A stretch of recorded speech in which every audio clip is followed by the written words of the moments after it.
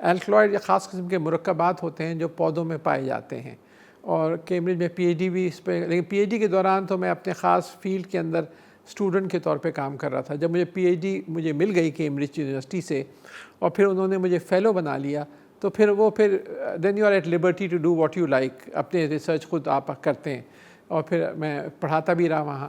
تو اس زمانے میں نے پی ایچ ڈی کے دوران کچھ پیپر میرے سامنے آئے تھے جو سر رابرٹ رابنسن ایک نوبیل laureate تھے اور برطانیہ کے، اور ایک سر ولیم پرکن جو کہ ایک اور بہت بڑے سائنسدان تھے برطانیہ کے، جن کے نام پہ 2 برطانیہ کے جرنلز ہیں، journal of chemical society Perkin 1 and Perkin 2.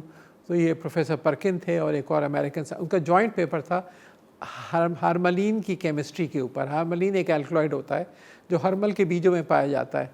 تو اس زمانے میں تو پی ایچ ڈی کے دوران تو میں بزی تھا. جب میں وہاں سے پی ایچ ڈی سے فارغ ہوا تو میں نے کہا اس پہ تحقیق کرتے ہیں.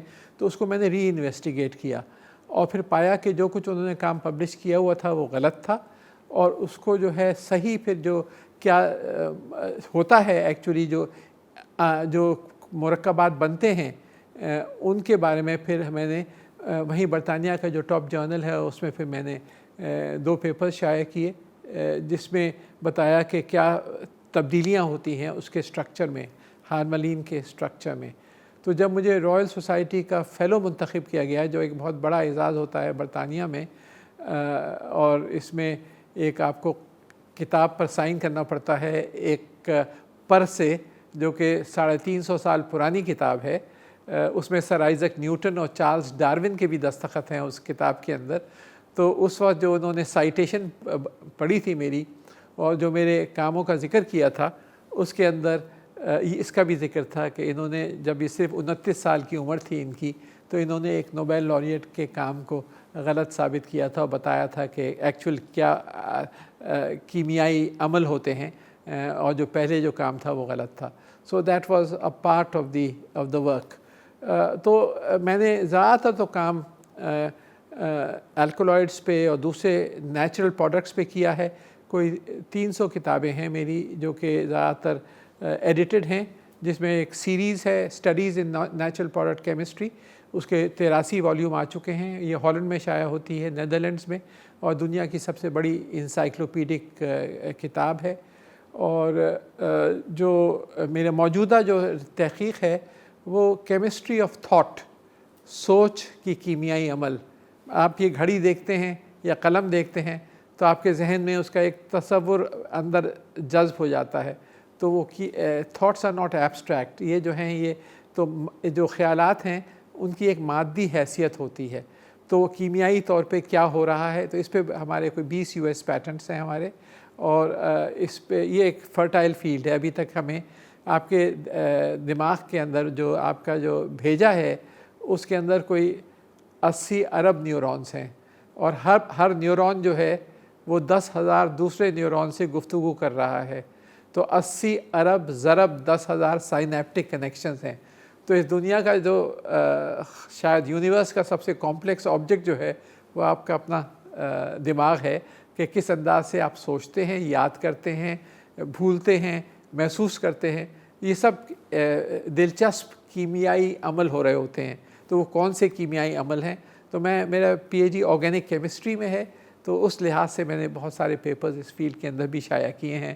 The chemistry of thought processes, the molecular basis of memory and thought processes, ایک فیسینیٹنگ ایریا ہے. میں نے بہت سارے دوسرے فیلڈس کے اندر کافی پڑھا بھی ہے اور لکھا بھی ہے، کیونکہ آج جو ہے وہ یہ آپ جس دنیا میں رہ رہے ہیں یہ علم کی دنیا ہے.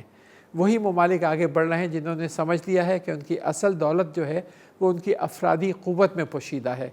کیا وجہ ہے کہ چھوٹا سا سنگاپور، آبادی کراچی سے 1/4، کوئی 55 لاکھ، اور اس کی ایکسپورٹس جو ہے تقریباً $400 ارب ہیں، جبکہ پاکستان جیسا ملک ہم پھنسے ہوئے ہیں کوئی 30-35 ارب ڈالر پر. وجہ کیا ہے؟ وجہ کہ آج کی دنیا جو ہے وہ نالج اکانومی کی دنیا ہے، علم پر مبنی معیشت. the ability to manufacture and export high technology goods. high technology سے کیا مراد؟ pharmaceuticals, biotechnology products, electronics, engineering goods, pharmaceuticals, vaccines, اسی طریقے سے ڈیفینس گڈس ایٹسیٹرا ایٹسیٹرا. وہ آپ کی تقریباً صفر ہے جو ایکسپورٹ ہے. آپ کی ساری جو 60% ایکسپورٹ جو ہے وہ ٹیکسٹائل ہے. تو آپ کے جو پورے ملک کے جو مسائل رہے ہیں وہ اسی وجہ سے رہے ہیں کہ ہمارے ہاں جو لیڈرشپ آئی ہے وہ یہ سمجھ نہیں پائی کہ اصل جو آپ کا جو آپ کی قوت ہے اس ملک کی وہ اس کی افرادی قوت میں پوشیدہ ہے. اور صرف اب تعلیم، سائنس، ٹیکنالوجی اور جدت طرازی، انوویشن کے ذریعے ہی آگے بڑھ سکتے ہیں. میں 3-4 مثالیں دیتا ہوں اور اربوں ڈالر یہ ممالک کما رہے ہیں جو انویسٹ کر رہے ہیں. آپ باہر چلتے ہیں، پودوں کو دیکھتے ہیں، یہ لاکھوں سال لگے ہیں ان پودوں کو ایوالو ہونے کے لیے اور موجودہ شکل میں جو ایولیوشن ہے. لیکن اب ایک ٹیکنیک ایوالو ہو گیا ہے جین ایڈیٹنگ کے، جس کے ذریعے آپ ہفتوں کے اندر لاکھوں سال نہیں کرنے پڑتے خرچ. ہفتوں کے اندر آپ نئی پلانٹ سپیشیز یا اینیمل سپیشیز ڈیولپ کر سکتے ہیں.